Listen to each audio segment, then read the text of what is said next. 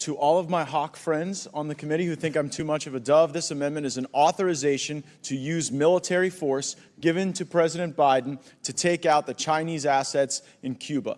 Part of China's leveraged buyout of Russia has been them taking control of Russian property and Russian assets in Cuba and then vastly improving those.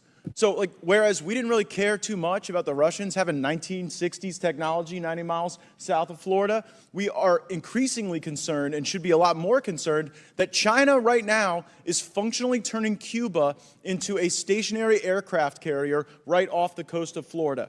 And so I do not offer this authorization to use military force as in any way an effort to spark or provoke war. I loathe war. I stand against war. I try to wind them down when we can. But in this case, I believe giving the president the authority to take out these Chinese assets in Cuba might be the very thing necessary to prevent war, to deter the Chinese from putting this in. And it is amazing to me how much we have allowed the Monroe Doctrine to just atrophy right out from underneath us.